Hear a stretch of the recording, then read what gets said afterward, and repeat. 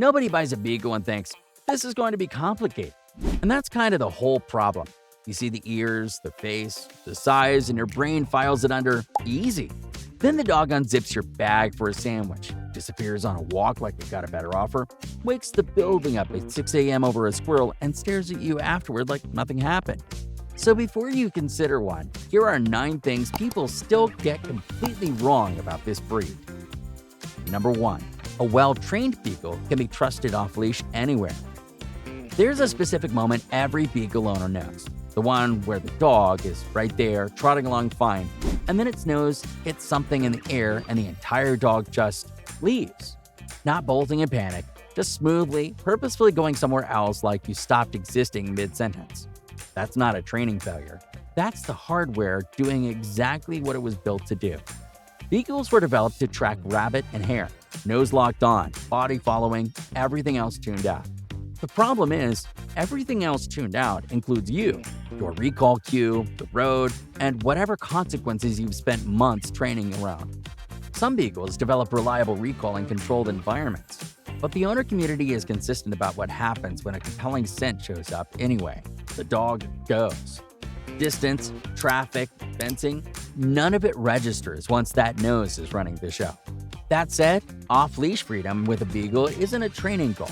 For most owners, it's a risk they decided wasn't worth taking. Number 2. Pocket Beagle is a rare official premium variety. Queen Elizabeth I kept Beagles small enough to run across her banquet tables while guests watched, which is either charming or deeply weird depending on how you feel about dogs at dinner.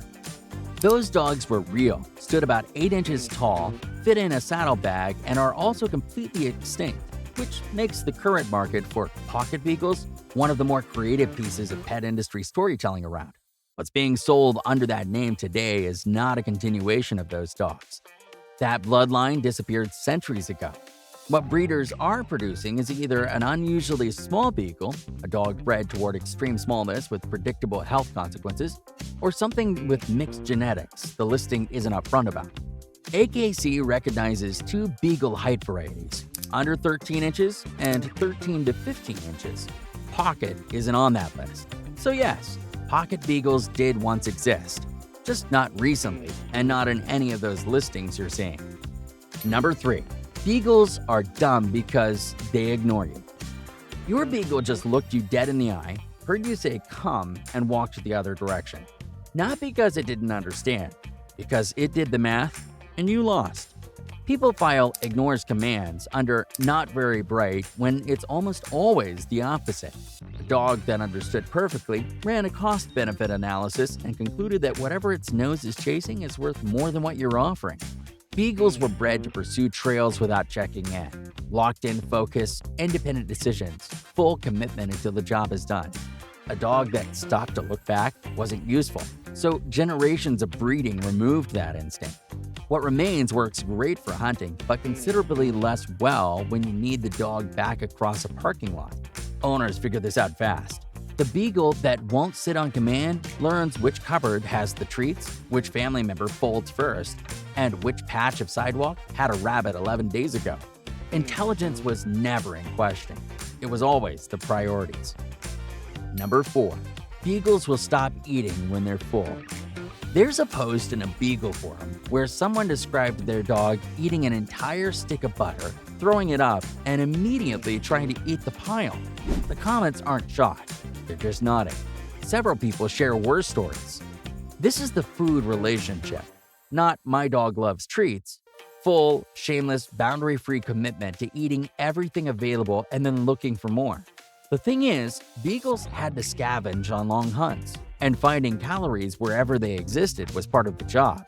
Now the zippered backpack gets unzipped, the cabinet latch gets figured out, the birthday cake left unattended for 4 minutes is gone. New owners think it's funny until the first vet visit starts with, "So, what exactly did your dog eat?"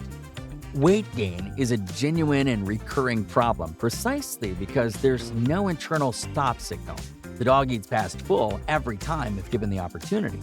Portion control and locked storage aren't lifestyle preferences for Beagle owners. They're the minimum requirements for keeping the dog alive at a reasonable weight. Number 5. Because Beagles are friendly, they're automatically safe with small pets.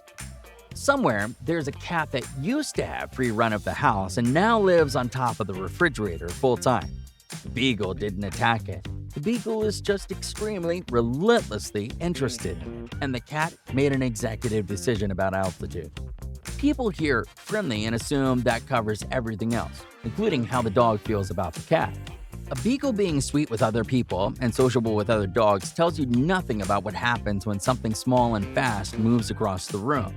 That triggers a completely different part of the brain that friendliness has no jurisdiction over. Beagles were bred to pursue small game, and that history doesn't soften just because the dog also enjoys cuddles. Sure, many Beagles do live peaceably with cats, and the owner community genuinely has both outcomes. The difference is usually the individual dog, early socialization, and whether the introduction was careful or just optimistic. He's friendly is not a safety assessment. Number 6. Baying and howling are just bad behavior that can be trained out completely. A noise complaint, a passive-aggressive note slid under the door, and a text from the upstairs neighbor, all before 8 a.m. All because a squirrel ran past the window and your Beagle had feelings about it that needed to be shared at full volume. The training didn't fail. The breed worked exactly as intended.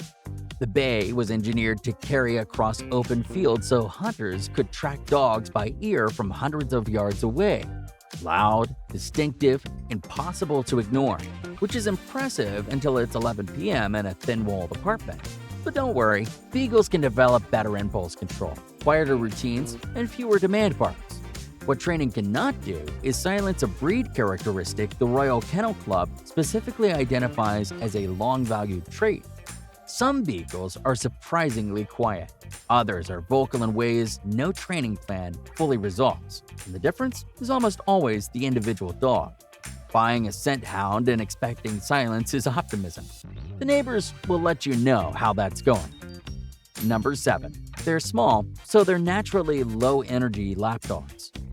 Snoopy lying motionless on top of that doghouse has probably cost more Beagle owners their sanity than any other piece of pop culture in history. That image, serene, stationary, vaguely philosophical, has absolutely nothing to do with what it's like to actually own one of these dogs. Beagles were built for endurance, and a bored one will find ways to communicate that very clearly through your furniture, your trash can, and even your neighbor's patience. An hour of exercise daily isn't a suggestion. It's closer to the minimum required to have a dog that isn't actively redecorating your house out of frustration. That said, the couch part is real. A well-exercised Beagle will absolutely collapse and do nothing for hours, and it's genuinely lovely. The problem is the gap in between, what the owner provided and what the dog actually needed. And in that gap lives a very vocal, very creative, very determined small dog with nothing but time. Snoopy never showed you that part. Number 8. Their coat is short, so they barely shed. Black clothing becomes a lifestyle choice you give up. The couch becomes a fur exhibit. You find Beagle hair and food you cooked with a dog in a completely different room, in clothes that have been washed twice, in places that raise genuine questions about the laws of physics. None of this is obvious from looking at the coat, which is short, smooth, and gives every impression of a dog that barely registers in the grooming department. The grooming part is true. No elaborate cuts, no appointments, basic brushing. What easy to groom has nothing to do with is shedding, and the Beagle sheds the way it does everything else, consistently, thoroughly, and without any awareness that it's causing a problem. The owner community on this is unanimous. Threads about Beagle hair don't read like complaints. They read like people who have made peace with something they cannot change. Every owner nods and goes back to vacuuming. Short coat, infinite hair. Welcome to Beagle ownership. Number 9. Beagles are hardy, healthy dogs, so health screening doesn't matter. Nobody walks out of a breeder's house thinking they made a mistake. The puppy is healthy, the breeder seemed confident, and Beagles have a solid reputation anyway, so why push on it? That question gets answered later, sometimes years later, and in a vet's office with a diagnosis that a health screening might have caught before the litter was even planned. Relatively healthy is not the same as risk-free, and the National Beagle Club's own recommendations make that clear. Screening for epilepsy, hip dysplasia, thyroid, eyes, heart, Muscle-Luque syndrome, and more. These aren't tests for a fragile breed. They're standard practice that responsible breeders do regardless of reputation, because the breed's track record doesn't tell you anything about those two specific parents. A breeder who skips testing because beagles are healthy is borrowing the breed's reputation to avoid doing actual work. It sounds like confidence, but it isn't. Ask what was tested. If the answer is nothing, walk out the door. Hey, if you enjoyed this, you'll probably love this video here. And if you hit subscribe, I'll donate a meal to a rescue dog on your behalf.